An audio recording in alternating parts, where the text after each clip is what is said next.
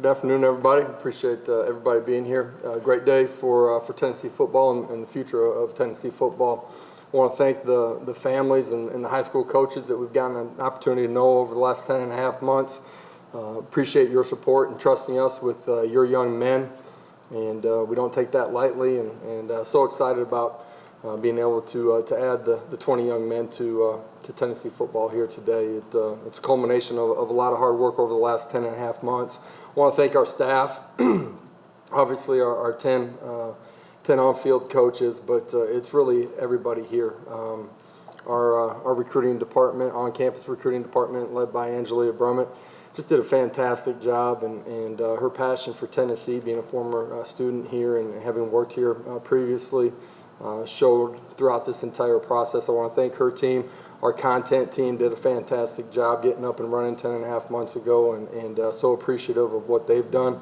To the faculty and staff on campus, you're a huge part of the experience that our recruits have on campus, and I can't thank you enough for showing them, taking time, and showing them what it means to be a volunteer. That's a huge part of their experience, and thank you very much. And our staff, just the 10 main recruiters, just the time, effort, and energy that they put into this over the last 10 and a half months. When we got here, there was a lot of uncertainty about what Tennessee football was going to look like in the future because of all of the people that I mentioned before, in particular our 10 full-time coaches. You guys have steadied the ship, and who you are has shown through. That's why the culture of Tennessee football has changed. That's why the trajectory of our football program has changed. And it showed up today with the men that we were able to sign. The class as a whole, I'm really excited about. I think we added a lot of athleticism in our skill spots on both sides of the line of scrimmage. Up front, big, long athletes. Defensively, they can rush and affect the passer, both on the inside and on the edges. Up front, on the offensive line, added a lot of size, strength, and kids that are extremely bright and very focused. So love this group. I think we had 10 captains that came out of these 20 guys. Multiple guys won state championships, guys that know what it takes to win, the dedication, focus, and strength and endurance that you got to have to win. And excited about these guys coming in. Believe that we'll have a good portion of them that will show up in January.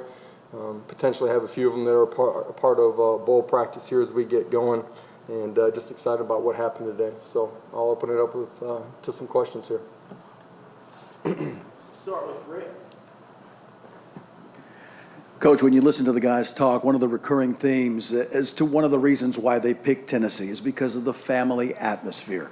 Talk about that and how important that is to you and your staff when you go out recruiting. For sure. I think that word gets thrown around in recruiting a lot. I think it's very rare to actually have it lived out inside of the building every day. The consistency of our approach has rang true with our own players, and our recruits felt that and saw that as well. The greatest salesmen of our program are our current players. When recruits come on campus, they get an opportunity to ask real questions and spend time with them. Players don't lie to players, and I think that showed in our ability to recruit these guys. The time and energy from the time that we've gotten here of living out fast, fun, and real every single day has rang true, and our current players see it, feel it, and our recruits did too. And so not only do we recruit great players, but really believe in who they are as people too, that we're adding to the culture of our locker room in a really positive way. Brent and Jay. Yeah, Coach, two questions. One, what was the biggest key to putting this class together, given all the challenges that you had? What do you attribute to being able to do this over the last 10 and a half months? And two, based on the last 10 and a half months, what have you learned about recruiting to the University of Tennessee that maybe you didn't know when you took this job? Yeah, I think, over the last 10 and a half months, there were a lot of different stages that we went through in the recruiting process. At the beginning, we were just trying to introduce ourselves and tell them what we were going to be about, right? But no proof, no tangible proof for them at Tennessee. What we had done schematically at different programs, who and what we were about. As we got into the summer, they got a chance to see that the culture had changed here. When they got a chance to come on campus, meet our coaches face-to-face instead of doing it over Zoom, and then spend time with our current players. Then you go through the fall, and now they have the ability to see what we are, and that's schematically and on-field production and performance. And because of those different stages, I think that was a huge part of why we finished as strong as we did this recruiting cycle. As far as being here, man, this is why I came to Tennessee. Is why recruits want to come here too. This is one of the great, iconic traditions in college football. The brand and the logo is as strong as anywhere in the country. You look at it, top 10 in the history of college football in wins, top 10 in the history of college football first-round draft picks. The ability to chase and win championships, anything you can and want to do has been done here before. And they can see that we're on that trajectory again. And I think they believe in the culture that's been built, who and what we're about as a coaching staff, our consistency, the ability to be real with our players. And that's when things are going great and when they're not. And just excited about what we were able to do here with this group of individuals. Josh, back here. With signing all the commitments you got and getting 20 guys in this class, what kind of momentum do you feel like that gives you going into the transfer portal and then just looking at February? Yeah, for sure. I think what's different about college football is recruiting never changes, and that's true because you're pushing on to the 23 and 24 class immediately. Not that we haven't been doing that, but your focus turns in that attention a little bit. And then the transfer portal has changed things as well. So you're constantly adding. I think that's one of the hard things about college football today for your coaching staff and as a head coach is your ability to manage your roster. It's a constant ebb and flow, and so you got to continue to keep your eyes out, add great players that are great people as well to your culture, and continue to add the pieces that you need throughout the off season through spring ball and as you get into to May and the early part of summer. Josh, fans and media react to signing day as sort of a sign of success or failure, just like it's a game or a bowl bid or whatever. What part of a signing class, what part does a signing class have in defining if a program is succeeding compared to what happens on the field? Can you repeat that question just so I understand what you're actually asking? People look at today as a win or a loss. Yeah, I get that part. Yeah, for sure. How do you compare that to whether you're succeeding in the season? Is this as good as winning a game, winning a title, anything like that? It's important because we're adding critical pieces to the future of Tennessee, and if you feel really strongly and know not just the player, but you know the person too, then you can feel really confident about the pieces that you're adding to the puzzle. From today to the first day that you kick off with these guys, there's a lot of time in between that.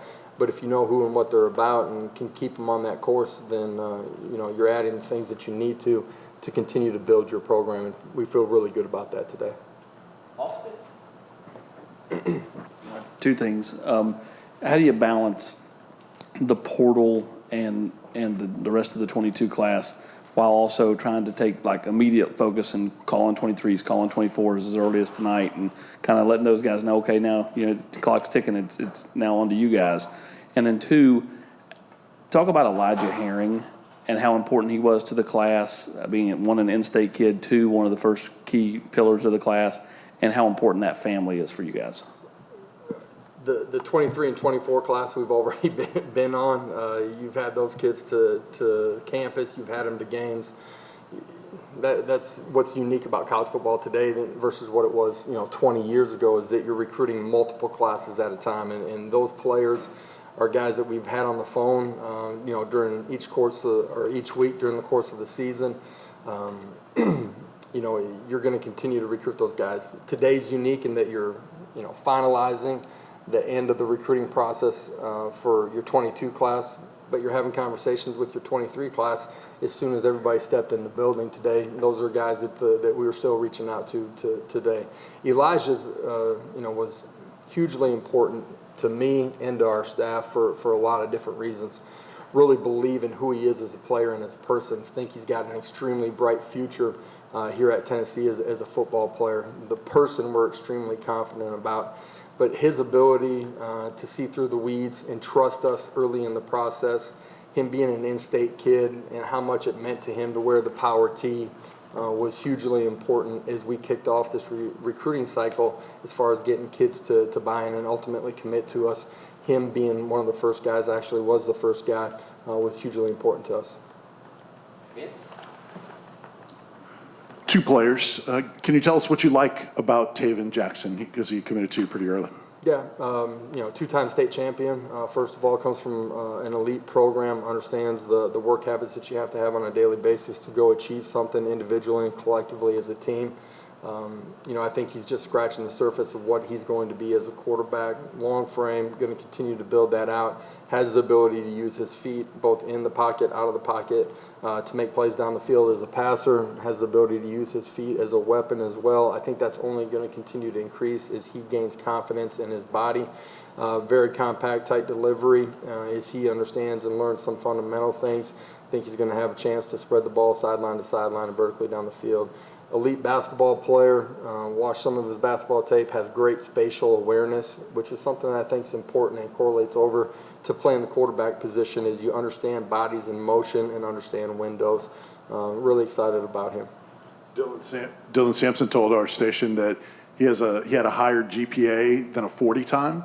Have you signed a prospect with that situation? I'm not sure that I have done that. That's a rare combination right there.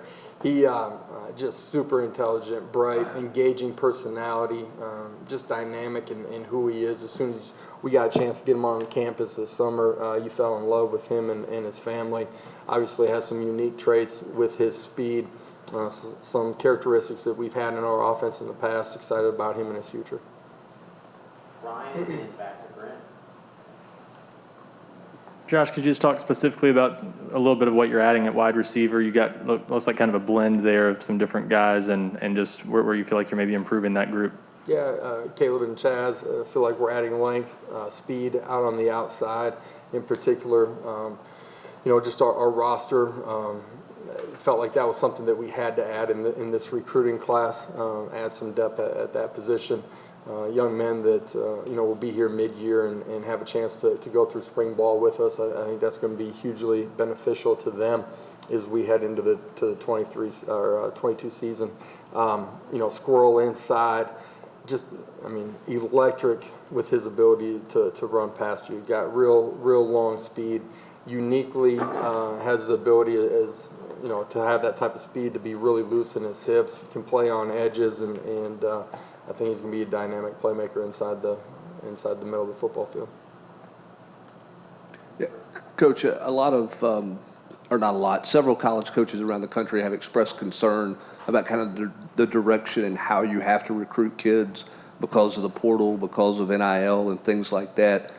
Does that concern you, or is the core of how you recruit always going to be how you recruit? The core of how you recruit is not going to change for us here under me. I believe in relationships. I think that matters in the short term and in the long term. The culture that you build is hugely important to me, and you got to add the right pieces. So all those things got to be right, and I believe that kids are looking for that as well. It's a different era than it was 20 years ago. The transfer portal is here. It's not going anywhere. Some of that's beneficial to coaches and recruits. In some ways, there's some things that probably aren't as beneficial, but it's here. So I believe in building a really strong culture, one that players want to be a part of, and in that, you're going to have the right guys inside of the locker room. Josh, just with it being your first full class, I imagine you would have liked to have added several guys to every single position, but you obviously can't do that with the numbers. How did you all balance addressing needs by position, but also just going with the best available in terms of talent? Yeah, somebody might have asked this question earlier, and I forgot to answer it. It might have been a two-part question. You're constantly battling, what are our numbers potentially going to be, what they end up actually being, as far as how many you're able to sign, where your roster currently sits, and how you're navigating those waters. Meaning, how many old kids do you have? How many young kids do you have at those position groups? Is there somebody in the transfer portal that you can potentially add, whether that's a one-year kid or a multiple-year kid that can benefit your inside of your program?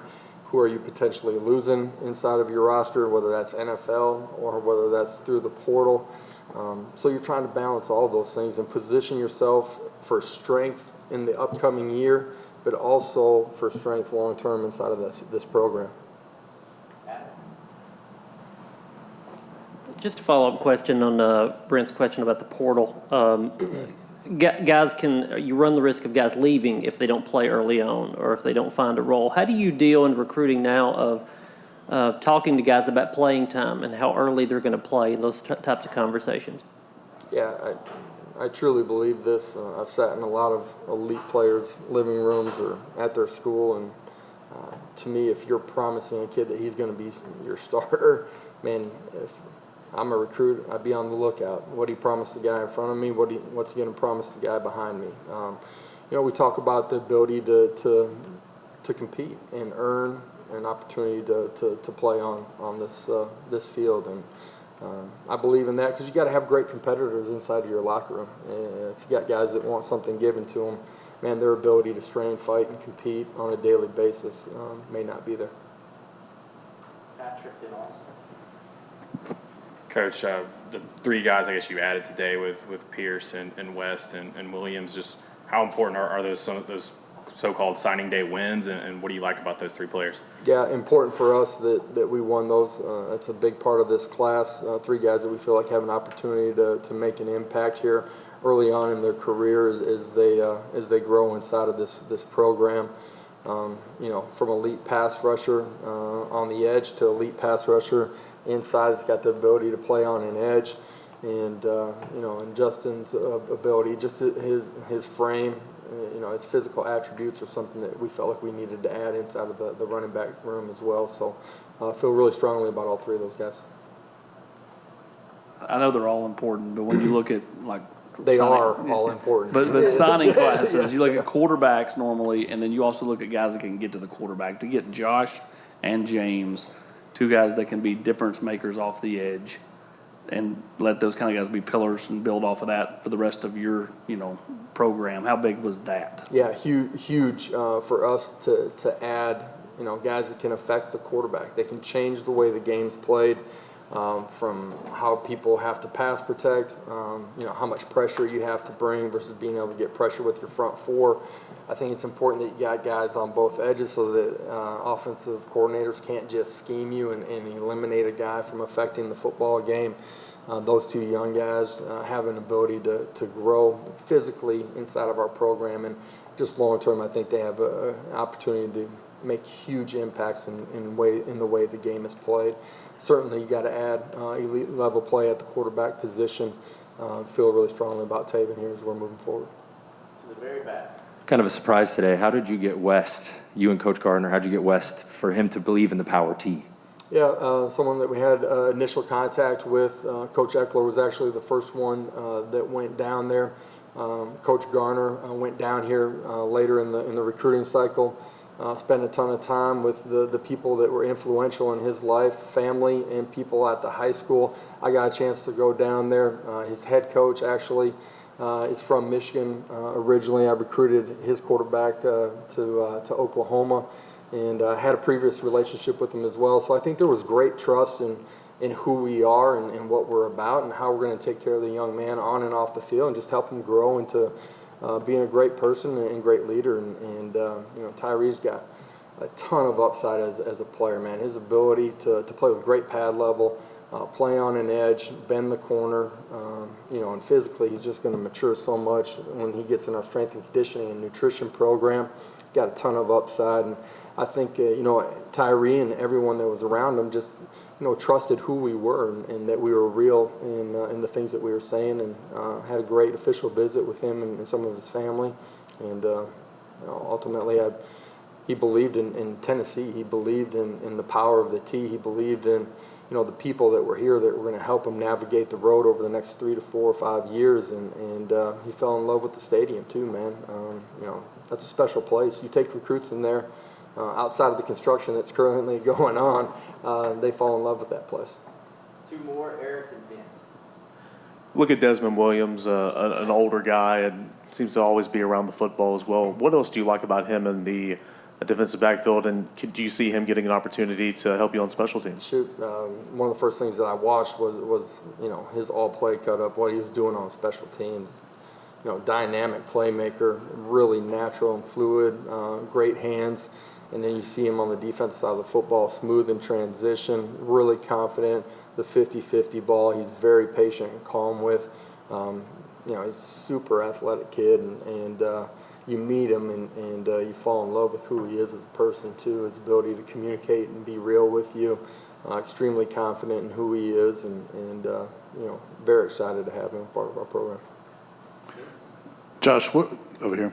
What can you say about the in-state recruiting? Obviously, you guys don't have many in this class from in-state, but what kind of progress have you made in-state in building those relationships that people may wonder about? Yeah, some of those things don't happen overnight. Our entire staff, from me on down, has placed great importance on recruiting the state the right way, and that means spending time getting to know coaches and people that are influential here inside of the state.